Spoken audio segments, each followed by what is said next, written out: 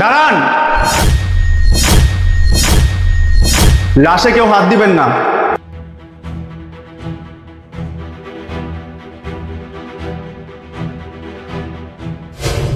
বাবা ওমর ফারুক, তোর বাবার লাশ বাড়ি করার ব্যবস্থা কর।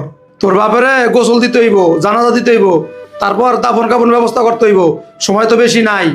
চাচা, বাবা যে আমাদেরকে ছেড়ে এভাবে চলে যাবেন এটা আমার বিশ্বাসই হয় না। তোর বাপ ইয়াসিন মোল্লা খুব ভালো মানুষ ছিল। বাবা ওমর ফারুক, তোর দুই ভাই তোর বাবার নিচে নামানোর ব্যবস্থা কর। আর আমি দেখতাছি খাটিয়া কেন উপরাইতেছে না। ঠিক আছে ইব্রাহিম, ধর। দাঁড়ান,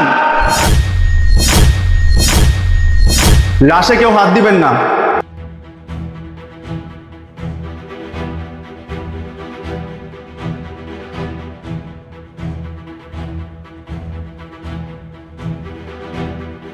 কি ব্যাপার, আপনি কে? আর আপনি কেন আমার বাবার লাশে হাত দিতে নিষেধ করছেন? আমি ব্যাংকের অফিসার। আপনার বাবা ইয়াসিন মোল্লা মারা যাওয়ার আগে আমাদের ব্যাংকে থেকে 1 কোটি টাকা লোন নিয়েছিলেন। আর এই লোনের সমাধান না হওয়া পর্যন্ত এই লাশের গায়ে কেউ হাত দিবেন না। দাফন কাফন তো অনেক দূরের কথা। এই, আপনি সব কি বলতেছেন? হ্যাঁ, আমি বাবার বড় ছেলে। আমার বাবা ব্যাংকে থেকে 1 কোটি টাকা লোন নিয়েছে, অথচ আমি জানি না। বারেক কাকা, আপনি তো আমার বাবার সম্পর্কে ভালো করে জানেন। আপনি কখনো শুনছেন যে আমার বাবা ব্যাংক থেকে 1 কোটি টাকা লোন নিয়েছে? বাবারে, তোর বাবা তো আমার বন্ধু ছিল, ঠিক আছে, সব কথা শেয়ার করতো। কিন্তু তোর বাবা ব্যাংক থেকে 1 কোটি টাকা লোন নিছে, এই ব্যাপারে আমার কোনো কিছু বলে নাই। আমি কিছু জানি না। শুনুন, আপনার বাবা যে আমাদের ব্যাংকে থেকে 1 কোটি টাকা লোন নিয়েছে তার সমস্ত ডকুমেন্টস আমাদের কাছে আছে, আপনারা চাইলে দেখতে পারেন। আচ্ছা শুনুন, ইয়াসিন মোল্লার বড় ছেলের নাম হচ্ছে ওমর ফারুক। আপনাদের মধ্যে ওমর ফারুক কে? জি আমি। ও, তাহলে আপনি হচ্ছে ইয়াসিন মোল্লার বড় ছেলে। তাহলে আপনি যেহেতু বড় ছেলে, আপনার বাবার 1 কোটি টাকা লোন পরিশোধ করে আপনার বাবার দাফন কাফনের ব্যবস্থা আপনি করুন। এই, আপনি এসব কি বলতেছেন? লোন করছে আমার শ্বশুর, আমার স্বামী কেন এই টাকা দিবে?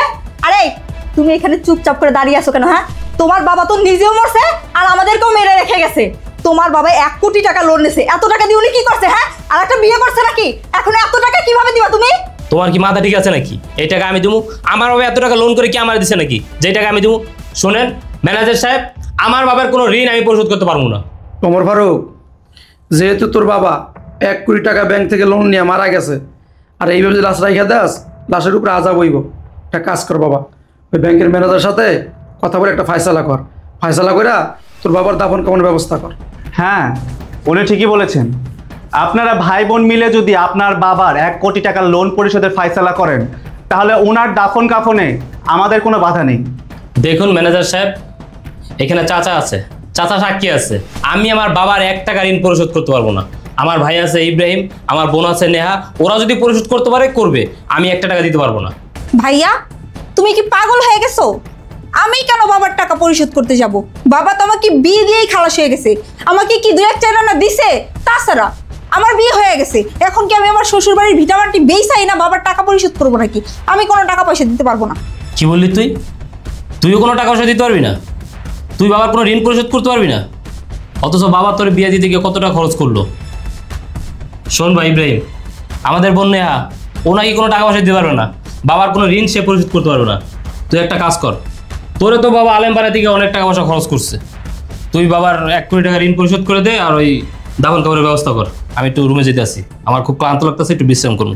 দাঁড়াও ভাইয়া, তুমি কই যাইতেছো? আব্বা মারা গেছে, আব্বার লাশে দাফন কাফনের ব্যবস্থা না কইরা তুমি রুমে যাইতেছো রিল্যাক্স করার লাগা?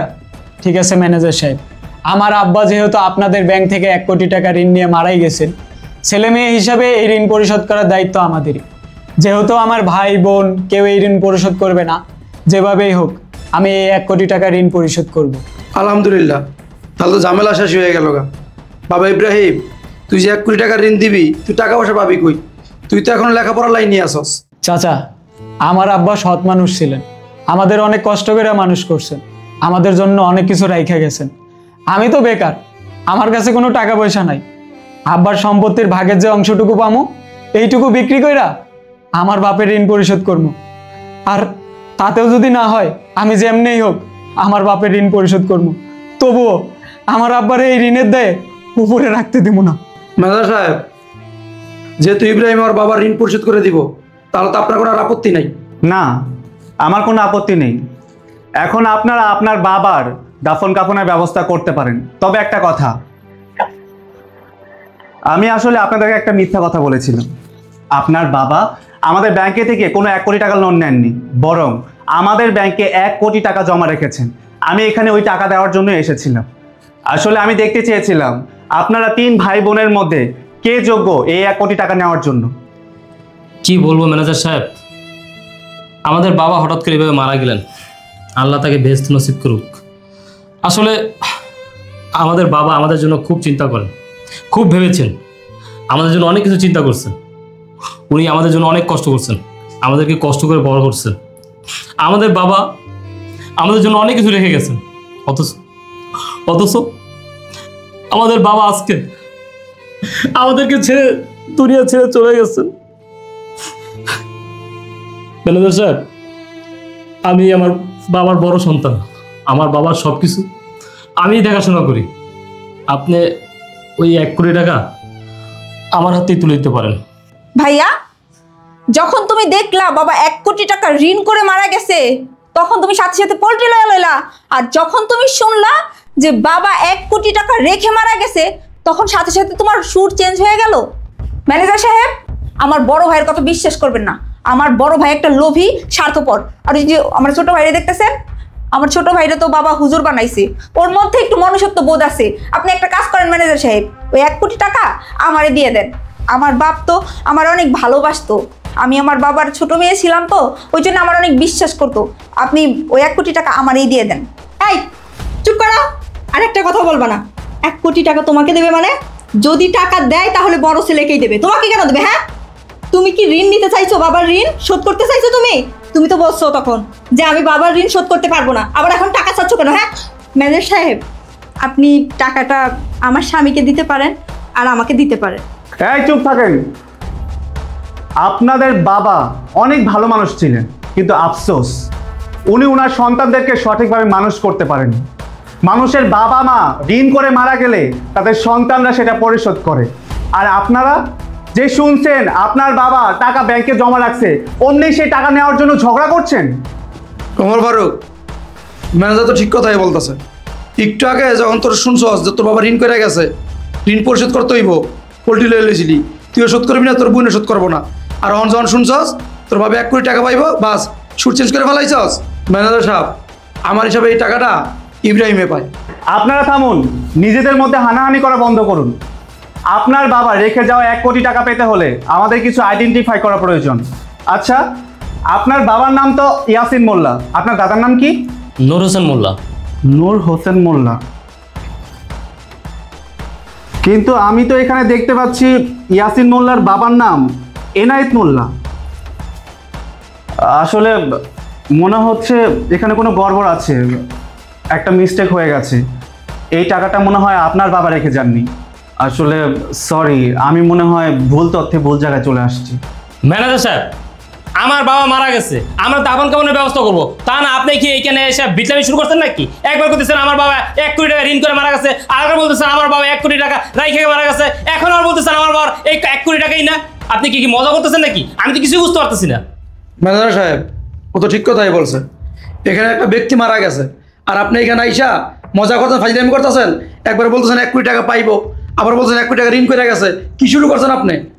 ভাইয়া, তোমাদের এই নাটক বন্ধ করো। আমার শ্বশুর বাড়ি অনেক দূরে, বাবার লাশ দাফন করলে করো, নয়তো আমি গেলাম। কে বাবা লাশ দাফন করবো? আমি বাবার ছুমুই না, মইরা গেছে মাইরা গেছে। ভাবছিলাম 1 কোটি টাকা রাইখে আছে, এই কারণে 2টা ভালো কথা বলছিলাম। এখন তুই কোনো টাকা পয়সা রেখে দেয়, কে দাফন করবো? আমি কোনো দাফন টাফন করতে পারবো না। শোন, তুই বাবার যোগ্য সন্তান, তুই বাবার দাফন তুমি করিস। তোরা টাকার জন্য তোদের মৃত বাবাকে এইভাবে কষ্ট দিতেছস? তোর বাবাকে দাফন কাফন করবি না, না এইভাবে ফেলাই রাখবি? চাচা, এইরকম বাবা আমার দরকার নাই। কি করতাম বলে কিছুই তো করেনি, উল্টা মরার সময় একটা নারদ জন্ম দিয়ে হয়ে গেছে। আপনারা মাটি দিলে দেন, না দিলে নাই, আমি গেলাম। চাচা, আমি একজন আলেম মানুষ, আমি চাই না আমার বাবার লাশ উপরে রেখে এভাবে কষ্ট দিতে। আব্বার লাশের দাফনের ব্যবস্থা আমি করব, আপনি আমার সাথে থাকবেন। শুনুন, আপনাদের বাবার লাশ দাফন করার আগে একটা সত্য কথা শুনুন। আসলে আপনার বাবা 1 কোটি টাকা লোন করে যাননি, বরং উনি আমাদের ব্যাংকে 1 কোটি টাকা জমা রেখে গেছেন, আর সেই টাকাটা দেওয়ার জন্যই আমি এখানে এসেছিলাম। এই ম্যানেজার সাহেব, আপনার সমস্যা কি? আপনি এক এক সময় একা কথা বলেন কেন? আপনার কি মাথা সমস্যা আছে নাকি? হ্যাঁ, আপনি কি পাগলাঘাট থেকে আসছেন না কিছু খাই আসছেন? কি সমস্যা আপনার? ভাইয়া তুমি চুপ করো। ম্যানেজার সাহেব, আমার আব্বা মারা গেছে, আমাদের পরিবারে একটা শোক চলতেছে, এর মধ্যে আপনি আইসা নাটক শুরু করছে। একবার বলতেছেন আমরা টাকা পাবো, আমার আব্বা ব্যাংকে 1 কোটি টাকা রাইখা গেছে, একবার বলতেছেন যে এই টাকা আমরা পাবো না, এখন আবার বলতেছেন এই টাকা আমরা পাবো। আসলে আপনি চাচ্ছেনটা কি? আসলে এছাড়া আমার আর কোনো উপায় ছিল না। আপনাদের বাবা আমাদের ব্যাংকে 1 কোটি টাকা রেখে গেছেন, আর রাখার সময় আমাদের বলে গেছেন উনি যদি মারা যান, মারা যাওয়ার পরে ওনার 3 সন্তানের মধ্যে যে যোগ্য সন্তান তার হাতে যেন আমি 1 কোটি টাকাটা তুলে দিই। তাই আমি আজকে এখানে এসেছিলাম, আর আজকে এত বড় নাটকটা করতে হয়েছে। আর নাটকটি করে যা বুঝতে পারলাম, মরহুম ইয়াসিন মোল্লার ছোট সন্তান ইব্রাহিম মোল্লা ওনার যোগ্য সন্তান, আর আমি ওনার হাতেই 1 কোটি টাকা তুলে দেব। শুনুন ইব্রাহিম, আপনার হাতে আমি 1 কোটি টাকা তুলে দেব। আগামীকাল আমাদের ব্যাংকে আপনি আমাদের সাথে যোগাযোগ করবেন। আচ্ছা ঠিক আছে, আমি আমার এই কাজের জন্য আপনাদের কাছে আবারও ক্ষমা চাইছি। আপনারা প্লিজ কিছু মনে করবেন না। আপনার বাবার দাফন কাফনের ব্যবস্থা করুন, আমি আসছি। শোন ফারুক, আচ্ছা একটা জিনিস প্রমাণ হয়ে গেল, তোর বাবা অনেক লেখাপড়া করাইছে তোরে, আর তোর ছোট ভাইরে আলেম বানাইছে। তোর বাবা মারা গেছে, আর আজকে তুই তোর বাবার টাকা পয়সা বিষয় সম্পত্তির লেগা যা করলি, তাতে একটা জিনিস প্রমাণ হয়ে গেল, তোর ভাই আলেম মানুষ, ওর মন মানসিকতা আর তোর মন মানসিকতা। তোর বাবা মারা গেছে, তোর বাবার বিষয় সম্পত্তি সব তোদেরকে দিয়ে গেছে, তোর বাবা কিন্তু কিছুই নিয়ে যেতে পারে না। শোন, এই পৃথিবীতে মানুষ চিরকাল বেঁচে থাকবে না, তুইও থাকবি না, আমিও থাকবো না, কিন্তু আজকে তুই তোর বাবার সাথে যেটা করলি, তুই প্রস্তুত থাক। তুই বিয়ে শাদী করছস, তোর ছেলে সন্তান আছে, আল্লাহ না করুক তোর ছেলে যেন তোর সাথে না করে।